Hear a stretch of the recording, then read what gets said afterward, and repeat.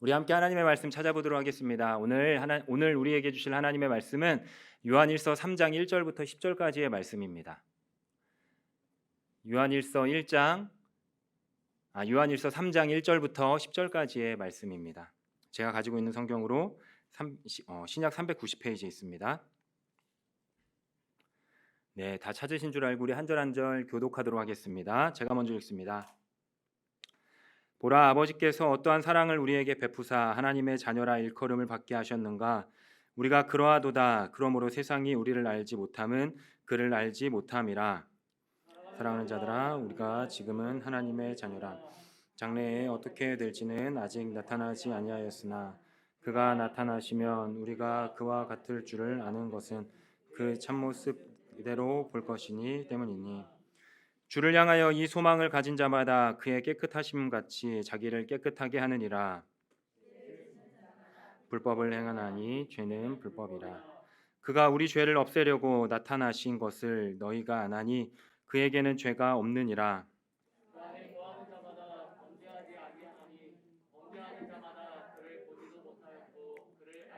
못하였느니라.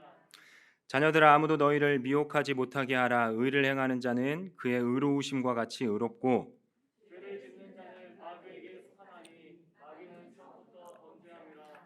하나님의 아들이 나타나신 것은 마귀의 일을 멸하려 하심이라.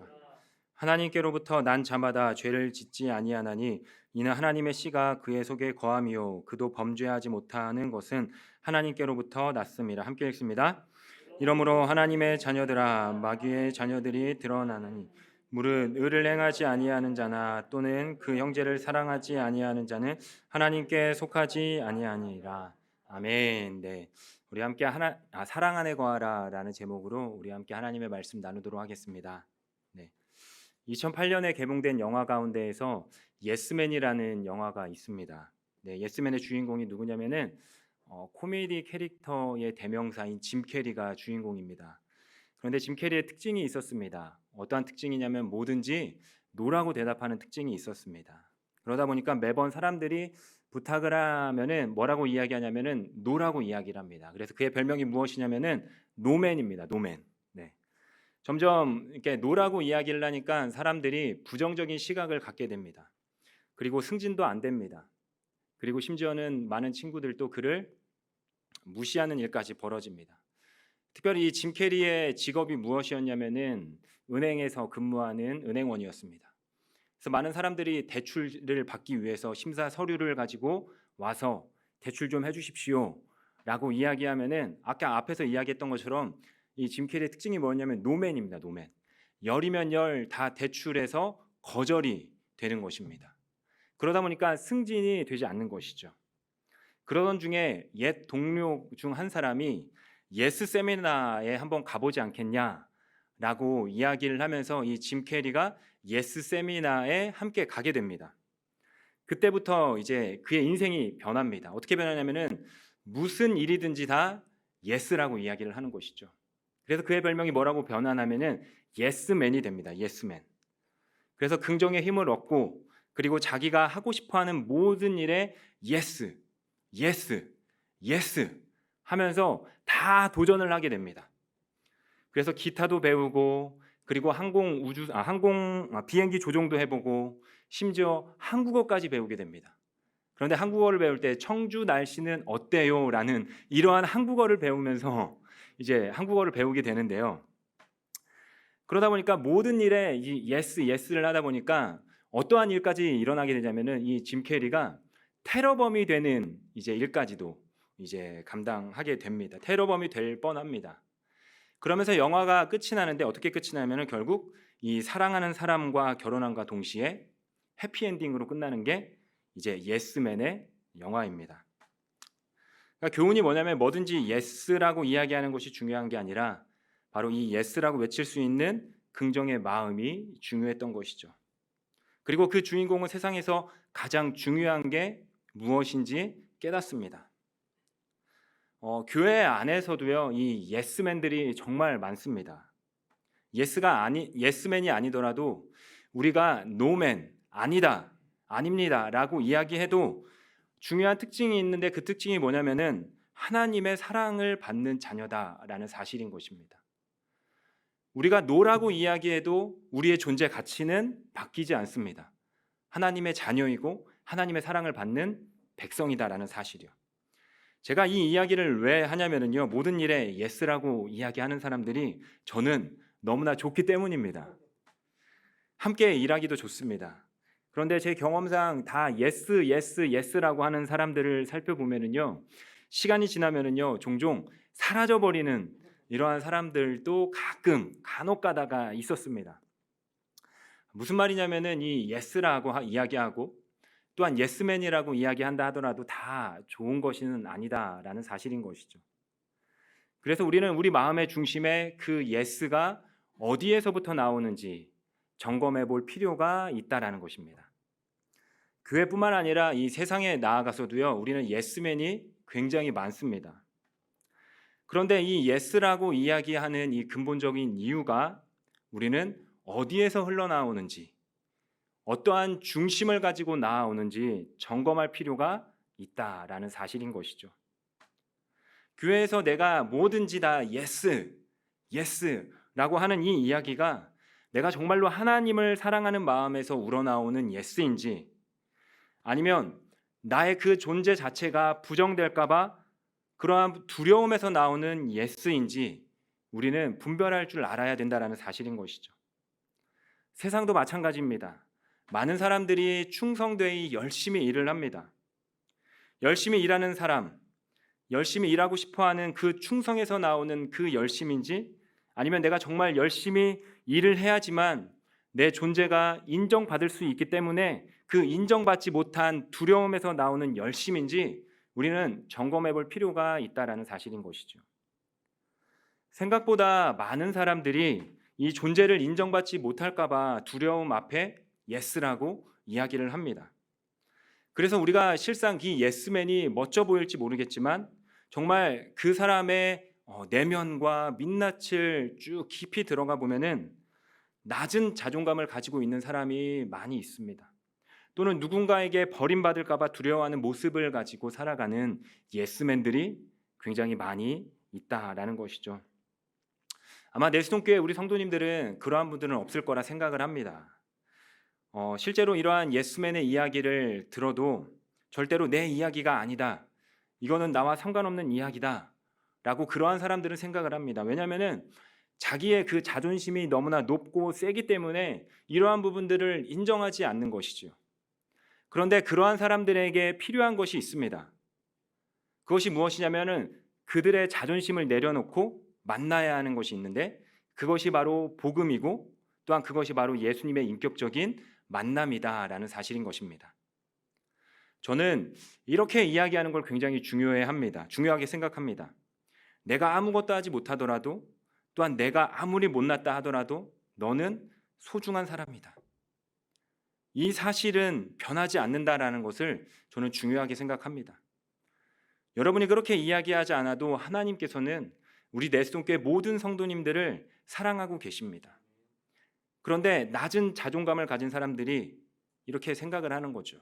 그러한 상처 때문에, 그러한 낮은 자존감 때문에 하나님의 사랑보다 내 자존심을 더 높게 생각하고 더 우러러 보기에 나의 그 예스가 나의 자존심을 높이기 위한 예스라고 이야기하고 생각하는 사람들이 있다라는 것이죠. 그래서 낮은 자존감 그리고 높은 자존심을 가진 사람들이 꼭 들어야 하는 이야기가 바로 하나님은 너를 사랑하셔라는 이야기인 것이죠. 저는 여러분 가운데 자존심이 세고 또한 자존감 때문에 사람에게 인정받는 것으로 나의 자존감을 찾는 사람이 있다면 오늘 이 말씀이 여러분의 인생 가운데 전환점이 되기를 주님의 이름으로 축복합니다. 아멘. 세상의 어떤 환경이나 그 죄가 우리의 가치를 변화시킬 수 없습니다. 왜냐하면 여러분은 또한 우리 내성교회 성도님들은 하나님에게 너무나 소중한 존재이기 때문인 것이죠. 이 요한일서 말씀은 전 인격적인 복음에 대하여 이야기하고 있는 본문이고 또한 말씀입니다.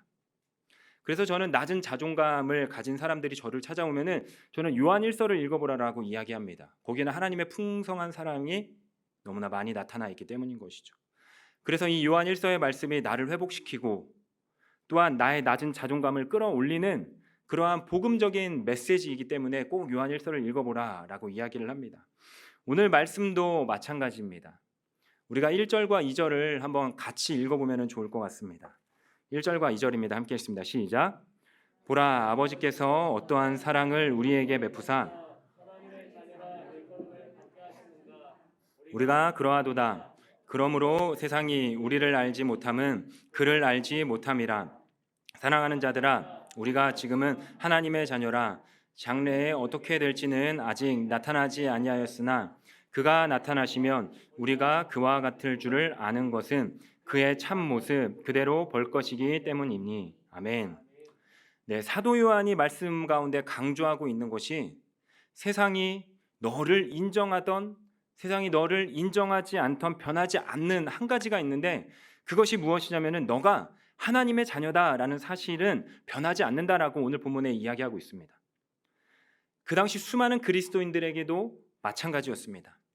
낮은 자존감 때문에 답답해하니까 사도 요한이 그렇게 이야기를 하고 있는 것이죠. 창조의 가치는 변하지 않습니다. 그런데 왜 그 창조의 가치를 바라보지 않고 세상의 가치를 바라보며 살아가고 있습니까? 하나님께서 인정해 주신 그 너의 존귀함을 바라보고 있는 것이 아니라 왜 세상이 인정해 주는 그 세상의 가치에 갈급해하며 살아가고 있습니까? 라고 요한이 이야기하고 있는 것입니다. 그러니까 세상이 인정해 주는 그 가치를 바라보고 살아가니까 자존감은 점점 낮아지고 엉뚱한 자존심만 점점 높아지고 있는 것입니다. 너무나 많은 사람들이 자신의 자존감을 버리고 자존심을 선택하며 살아가고 있습니다. 여러분 잘 생각해 보십시오. 이 자존감과 자존심은 항상 반비례할 수밖에 없습니다. 자존심이 높아지면 자존감은 낮아질 수밖에 없고 또한 자존감이 높아지면 자존심은 낮아질 수밖에 없습니다. 그런데 이 자존심이 높아져서 자기가 옳다, 내가 다 맞다 라고 살아가는 것은 너무나 어리석은 것이고 그것은 우리의 영혼을 갉아먹고 있는 행위나 마찬가지인 것이죠. 말씀은 그거에 대하여 이렇게 이야기를 합니다. 참된 가치를 발견하기 위해서 우리가 어디에 있어야 되냐? 하나님 안에 있어야 한다라고 이야기를 하고 있는 것입니다. 그리고 내 자존감과 내 자존심을 지키기 위해서 우리는 그분 안에 거해야 한다라고 이야기를 하고 있는 것입니다. 자꾸 세상으로 넘어가서 우리의 가치를 여러분의 가치를 판단하게 되면요, 우리는 그 자존감을 잃어버리고 살아갈 수밖에 없습니다. 그것이 사단이 우리에게 던지고 있는 전략이고 메시지입니다. 세상의 이상한 잣대와 기준을 가지고 우리의 자존감을 깎아먹고 끊임없이 우리의 자존심을 높이려고 하는 게 사단의 전략인 것이죠. 그래서 그 끝이 무엇이냐면은 결국 하나님으로부터 우리를 멀어뜨리게 하는 것, 하나님과 거리를 두는 것이 사단의 전략이고 사단의 메시지인 것이죠. 그런데 오늘 말씀은 뭐라고 이야기합니까? 한 가지에만 집중하고 있습니다. 사랑하는 자들아, 우리가 지금은 하나님의 자녀이다. 다시요. 사랑하는 자들아, 우리가 지금은 하나님의 자녀이다. 여기에 집중하라라고 이야기를 하고 있는 것이에요. 성경에서 이야기하는 그 참된 기쁨의 소식을 듣고 또한 그 기쁨 안에 거하는 사람이 될 때 비로소 잃어버린 그 자존감을 회복할 수 있는 것이죠. 세상의 그 어떠한 행위와 가치도 여러분의 그 존재 자체를 깎아내릴 수 없는 것입니다. 제가 정말로 좋아하는 목사님 가운데 한 분이 있는데요. 이분에게는요, 이러한 은사가 있습니다. 어떠한 은사냐면요, 자존감을 회복시키는 은사가 있습니다. 절대로 그 자존감을 깎아먹지 않습니다. 그리고 그 깎아먹는 말을 하지 않습니다. 저랑 같이 있을 때 늘 훌륭한 말만 하시죠. 한 번은 이러한 일이 있었습니다. 그 목사님께서 노트북을 새로 구입하셨습니다. 그러니까 최신형 노트북이었는데 어떠한 일이 있었냐면은 그 집 자녀가 그 노트북에 처음 산 노트북에 얼마 지나지 않은 그 노트북에 물을 엎은 것이죠. 그러면서 얼굴이 찌푸렸습니다. 그러면서 저는 확신했죠. 드디어 그 목사님이 이제는 화를 내겠구나 라고 확신을 했는데 자녀에게 이렇게 이야기를 하는 것이죠. 뭐라고 이야기하냐면요, 내가 지금 인상을 찌푸리는 것은 화를 내는 게 아니다 라고 이야기를 하죠. 그리고 내가 너에게, 내 자녀에게 화가 나서 이야기하는 건 아니야. 지금 이 컴퓨터가 아까워서 그러는 거지 나는 여전히 너를 사랑한단다. 너를 사랑하고 있단다. 나의 마음은 변함없단다. 라고 끊임없이 이거를 이야기했습니다. 그런데 이거를 이렇게 자녀에게만 이야기한 것이 아니라 가족에게만 이야기한 것이 아니라 그러니까 모든 사람에게 다 이렇게 이야기를 하는 것입니다. 저는 우리 넬슨교회 성도님들이 이것을 알았으면 좋겠습니다. 세상의 평가로 내가 얼마나 소중한가, 얼마나 소중한 존재인가를 바라보는 것이 아니라 너는, 여러분은 하나님의 사랑받는 자녀이다. 내가 어떠한 존재로 살아가든 내가 어떠한 잘못을 했던 상관없이 기본적으로 우리의 베이스와 우리의 바탕에 깔려있는 게 바로 그 하나님의 사랑하는 자녀이다라는 이 요한 1서 3장의 메시지가 우리 넬슨교회 성도님들의 마음판에 새겨지기를 소망합니다. 그래서 그 자존감이 이 사랑으로부터 시작되는 것이죠. 그래서 그 십자가의 큰 사랑을 누가 보여주셨냐면은 바로 예수 그리스도가 우리에게 보여주신 것이죠. 자신의 생명을 바쳐서 살릴 만큼 너무나 소중하고 또 너무나 귀중한 존재라는 것을 예수님께서 그 십자가 위에 증명하셨습니다. 그런데 왜 우리가 그것을 느끼지 못하고 또한 왜 우리가 그것을 모를까요? 여러분 왜 그런 것을 모른다라고 생각을 하십니까? 모르는 이유는 간단합니다. 우리가 말씀을 펼쳐서 읽지 않기 때문이고 우리가 예배를 드리지 않기 때문이고 또한 우리가 기도를 하지 않기 때문인 것이죠. 그 사랑의 관점으로 예수 그리스도의 그 십자가 사랑의 관점으로 우리가 예배에 나오고 기도를 하고 말씀을 펼쳐보면은 성경 모든 부분이 이렇게 이야기를 하고 있습니다. 너는 세상의 그 어떤 가치와도 바꿀 수 없는 소중한 존재다 라고 이야기하고 있는 게 하나님의 말씀인 것입니다. 사랑하는 넬슨교회 성도 여러분이 이러한 관점을 가지고 하나님의 말씀을 보고 또한 예배에 나아오고 또한 기도의 자리를 찾아가는 우리 귀한 성도님들이 되시기를 주님의 이름으로 소망합니다. 그 사랑의 관점으로 우리가 이 교회에 나온다면은요, 우리의 자존감이 안 올라갈래야 안 올라갈 수가 없는 것입니다. 우리의 그 자존심 뒤에 숨어 있는 것이 아니라 말씀을 펴서 읽을 때, 우리가 예배의 자리에 나올 때, 우리가 함께 기도의 자리에 나올 때 우리의 무너진 자존감을 회복하는 그러한 놀라운 일들이 일어나게 되어 있는 것이죠. 그러한 사람이 있는 반면에 하나님을 또 오해하는 사람들이 있습니다. 요한일서 말씀을 보면, 오늘 말씀을 보면은요, 복음에 대해서 자기 중심적으로 생각합니다. 그러니까 이 복음을 이제 하나의 복음으로 바라보는 것이 아니라 반쪽짜리, 그러니까 절반만 바라보고 있는 것입니다. 그 오해에 대하여 요한은 이렇게 이야기합니다. 우리가 3절부터 6절까지를 함께 읽어보면 좋을 것 같습니다. 3절부터 6절까지입니다. 시작. 주를 향하여 이 소망을 가진 자마다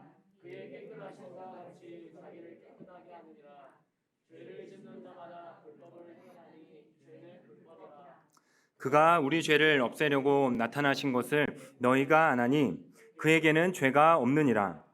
그 안에 거하는 자마다 범죄하지 아니하나니 범죄하는 자마다 그를 보지도 못하였고 그를 알지도 못하였느니라. 아멘. 네, 많은 사람들이 하나님에 대하여 오해를 합니다. 복음을 알기는 압니다. 자, 이제 내가 자녀가 됐으니까 내 마음대로 살아도 된다라고 생각을 합니다. 하지만 그렇게 생각하는 것은요, 반쪽만 아는 것이고 반쪽짜리 복음인 것입니다. 하나님이 죄인을 사랑하신다고 하셨지 이 죄를 좋아한다라고 말씀하지 않으셨습니다. 우리는 그 하나님의 마음을 이해할 수 있어야 합니다. 제가 극단적인 예를 하나 좀 들어보겠습니다. 이건 극단적인 것입니다. 정말로. 여러분의 자녀들이 방에서 죄를 짓습니다. 그러니까 혼자서 막 이상한 거를 보고 있습니다. 그런데 갑자기 어머니가 들어가는 겁니다. 그런데 어머니가 그 장면을 굉장히 리얼하게 목격을 했습니다. 엄마랑 아들이랑 눈이 마주친 것이죠. 그럼 엄마가 뭐라고 반응하실까요? 야, 이 저질, 너는 내 속에서 나온 애가 아니다. 야, 너 집 나가. 이렇게 말씀하시는 게 맞을까요? 제가 추측한 게 맞다면요, 어머니들께서는 조용히 방문을 닫고 나가시면서 콩닥콩닥하는 그 마음을 가지고 남편이 올 때까지 기다렸다가 남편이 오면은 이 상황을 어떻게 대처할까 고민하시겠죠. 남편과 함께 이야기를 하시겠죠. 그게 바로 이 하나님의 마음인 것입니다. 아무리 내 아들이 죄를 지었다 할지라도 그 아들은 뭐냐면 여전히 사랑스러운 나의 아들인 것입니다. 하지만 그것을 보면서 아들 뭘 보고 있던 거냐? 너 진짜 멋지고 훌륭한 아이다. 정말 대단한 아이다. 잘하고 있는 거다. 라고 이야기하는 어머니는 없다라는 것이죠. 하나님도 마찬가지예요. 중요한 거는 엄마가 그렇다고 해서 그 아들을 죽입니까? 죽이지 않습니다. 세상에서 유일하게 아들인 편이 있는데 아들 편이 있는데 그게 누구냐면 부모님이고 그게 누구냐면은 엄마인 것이죠. 그런데 그 엄마의 마음은 뭐냐면은 아들이 죄를 저지르지 않는 거를 그러니까 죄를 저지르는 것을 좋아하지 않는다라는 사실이에요. 그러니까 하나님과 우리와의 관계도 이런 거예요. 우리가 죄를 지어도 우리를 하나님이 사랑하신다라는 사실은 변함없습니다. 하지만 우리가 오해하지 않아야 되는 게 있냐면 무엇이냐면요. 우리가 죄 짓는다는 것을 기뻐하시지 않는다라는 사실이고요. 그러니까 하나님이 우리가 죄 짓는 걸 보았을 때 하나님은 안타까워하시고 우리가 그 죄의 길로부터 떠나기를 원하십니다. 그럼 이렇게 질문을 할 수도 있겠죠. 그럼 교회는 착한 사람만 있는 공동체입니까? 교회에서는 부당 이익을 챙기고 또한 술 마시면서 교회에 나와도 되고 또한 거짓말한 사람들이 교회에 나와도 되고 또한 다른 여러 가지 죄를 짓는 사람들이 교회에 나와야 됩니까? 예, 물론 나와야 되죠. 하나님은 여러분의 있는 모습 그대로를 사랑하시기 때문인 것이죠. 그런 사람일수록 더 교회에 나와야 되는 것이죠. 하나님은 그런 사람을 찾으십니다. 그런데 그럼에도 불구하고 그것을 우리가 오해해서는 안 된다라는 사실이죠. 우리가 한번 입장을 바꿔놓고 한번 생각해 봅시다. 반대로 한번 생각하면 좋을 것 같습니다. 하나님께서 우리가 부당이익을 챙기는 것에 대하여 기뻐하실까요? 아니란 말씀이시겠죠. 하나님께서 우리가 술 취하는 거에 기뻐하실까요? 아니다라는 것이죠. 하나님은 다 알고 계시는데 사소한 거 하나하나 거짓말하는데 그 거짓말하는 거에 대하여 하나님은 기뻐하실까요? 아니라는 것이죠.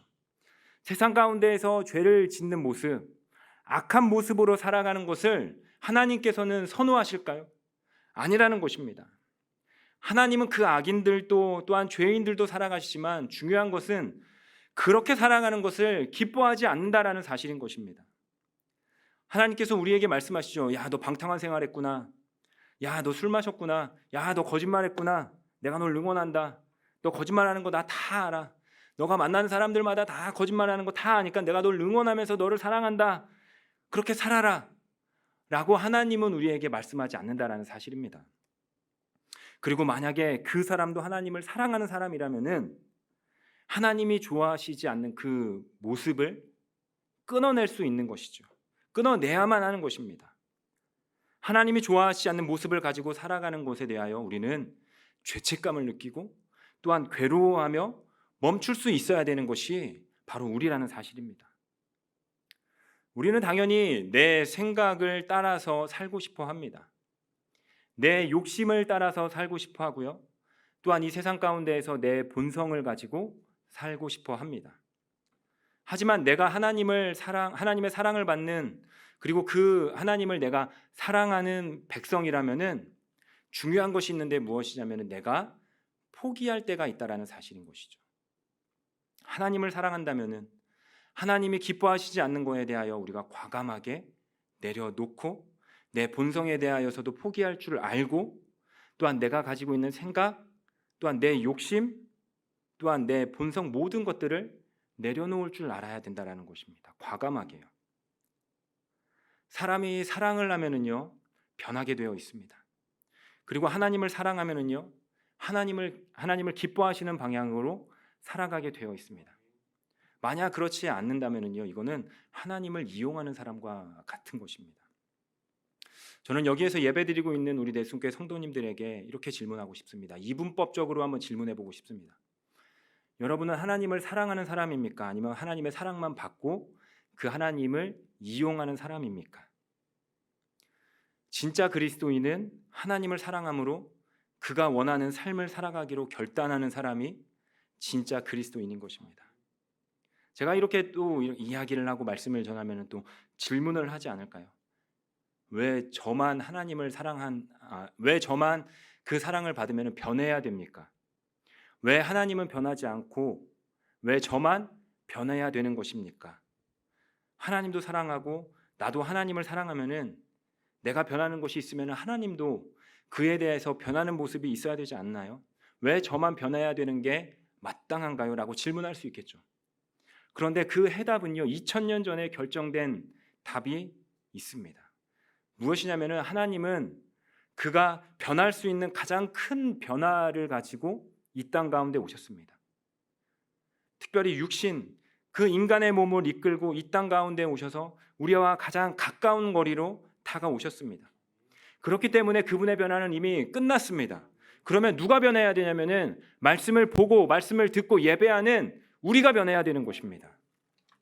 사랑하는 내순교회 성도 여러분, 하나님을 사랑하고 또한 하나님이 기뻐하시는 길을 선택하고 하나님의 그 사랑을 온전히 이해하는 사람이 되기를 간절히 축복합니다. 하나님께서는 분명히 죄인인 우리에게 먼저 손을 내밀어 주셨고 또한 그 사랑을 온전히 이해한다면은 내가 변하지 않고는 견딜 수 없는 것입니다. 그리고 내가 죄 짓는 인생을 살아간다면은 견딜 수 없는 것입니다. 그리스도인은 어떠한 삶을 살아가야 되는가? 정답은 간단합니다.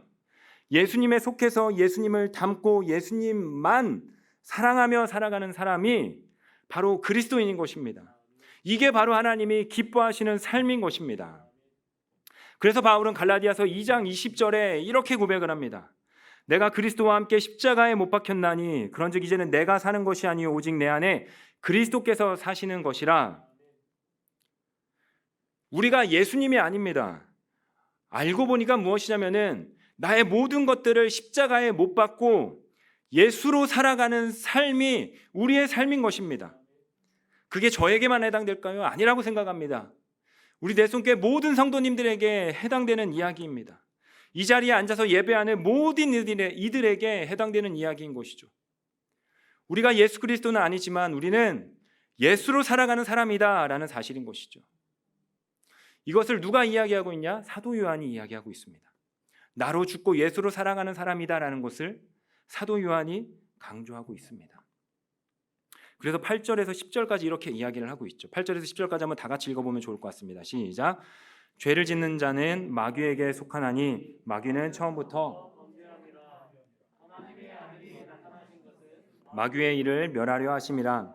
하나님께로부터 난 자마다 죄를 짓지 아니하나니 이는 하나님의 씨가 그의 속에 거함이요 그도 범죄하지 못하는 것은 하나님께로부터 났음이라. 이러므로 하나님의 자녀들아 마귀의 자녀들이 드러나나니 무릇 의를 행하지 아니하는 자는 또는 그 형제를 사랑하지 아니하는 자는 하나님께 속하지 아니하니라. 아멘. 사도 요한이 굉장히 무섭게 이야기하고 있습니다. 내가 하나님을 사랑하지 않고 하나님의 뜻을 살아가지 않는다면 결국 10절에 뭐라고 이야기하냐? 하나님께 속하지 아니하니라. 그러니까 죄를 짓는 자마다 마귀에게 속해 있는 사람이다 라고 이야기를 합니다. 그리고 하나님께로부터 난 사람은 죄를 짓지 않는 사람이다 라고 이야기를 하고 있습니다.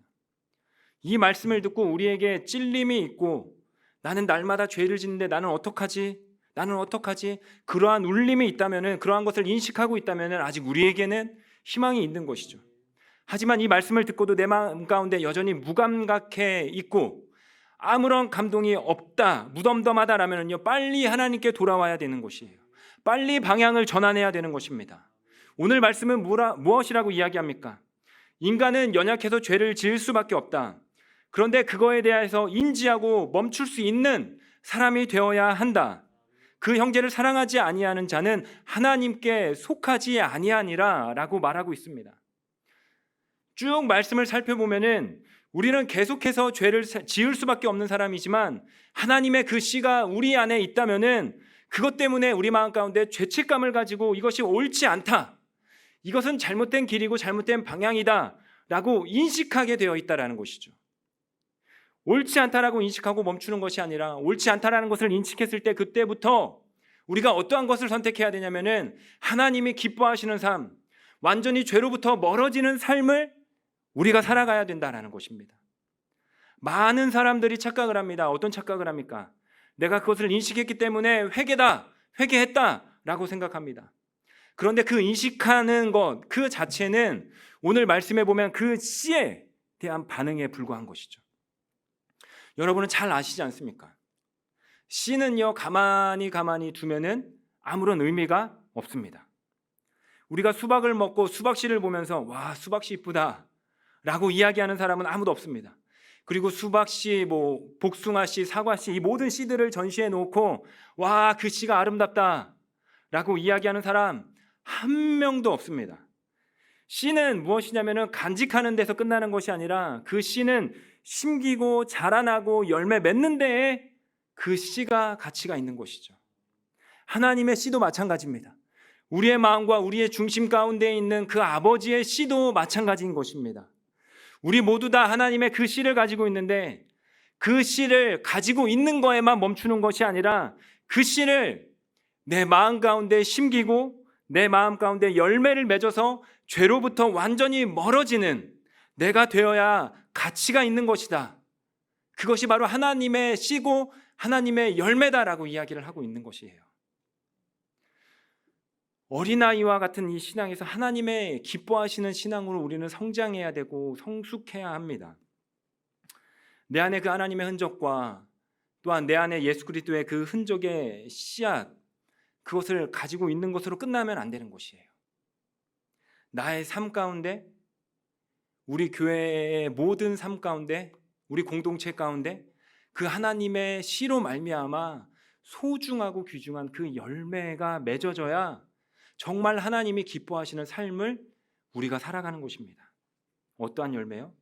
그것이 바로 사랑을 맺는 열매, 사랑의 열매인 것이죠. 사랑의 열매를 맺어가면서 살아가는 사람인 것이죠.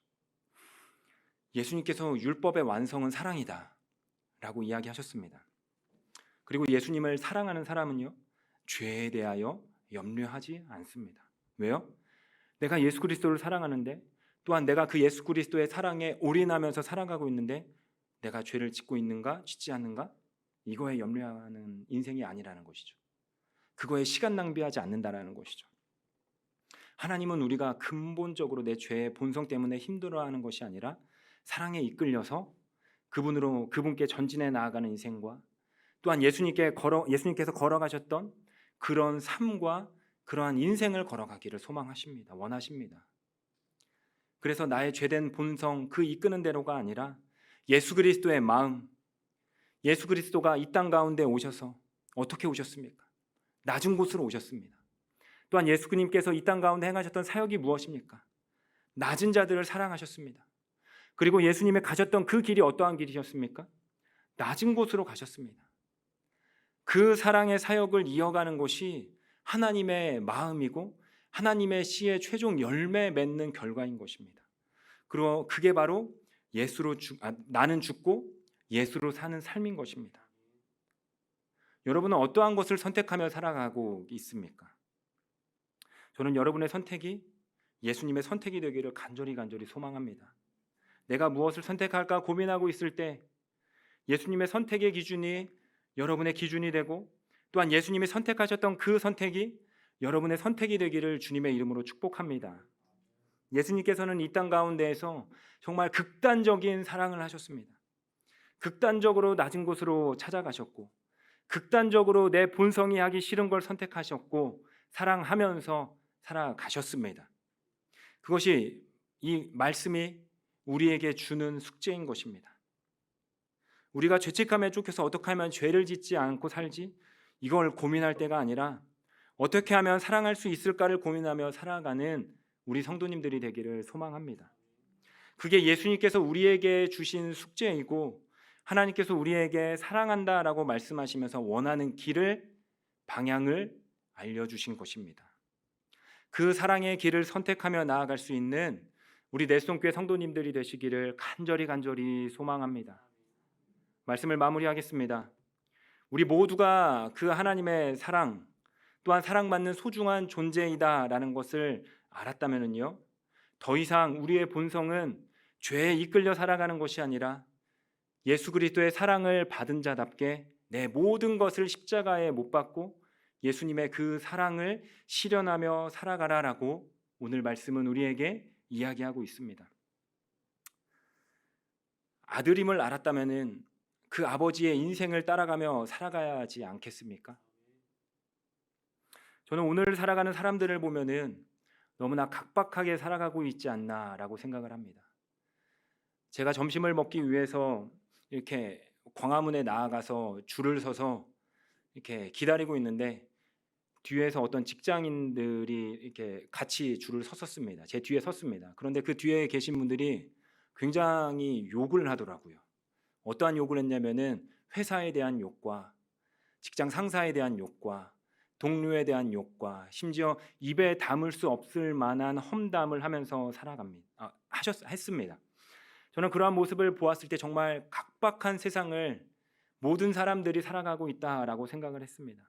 하지만 그러한 사람들이 마지막에 깨닫게 되는 게 무엇이냐면은 내가 더 사랑했어야 되는데, 내가 더 아꼈어야 되는데, 내가 더 소중하게 여겼어야 되는데, 사랑하지 못했던 것을 후회하게 될 것입니다.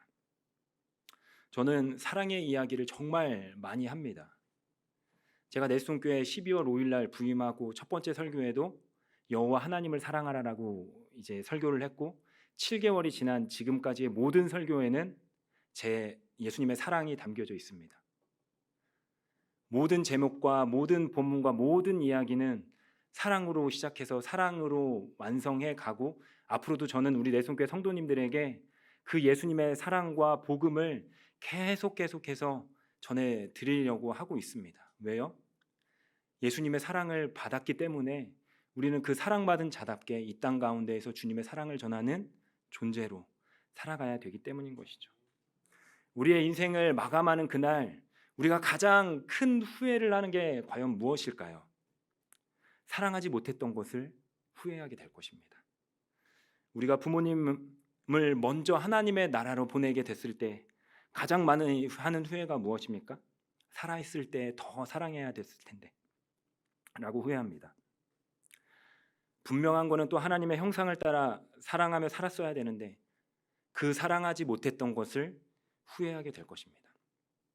또한 우리가 우리 가족을 사랑하지 못했던 것들을 후회하게 될 것이고요.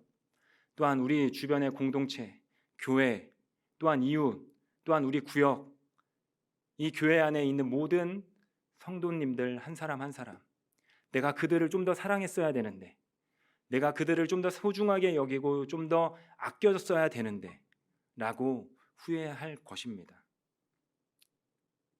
여러분, 죄 때문에 고민하는 것이 아니라 더 사랑하기 위해 고민하는 삶을 살아가는 우리 내손교회 성도님들이 되시기를 주님의 이름으로 소망합니다. 그래서 마지막 가서 후회하는 인생이 되는 것이 아니라 하나님께서 우리에게 주신 그 숙제에 대하여 집중하며 예수님처럼 예수님 닮은 모습으로 하나님의 사랑받은 소중한 존재임을 기억하면서 우리 교회에 그 주님의 사랑을 흘려보내는, 우리 공동체에 그 주님의 귀한 사랑을 흘려보내는 우리 넬손교회 성도님들이 되시기를 주님의 이름으로 소망합니다.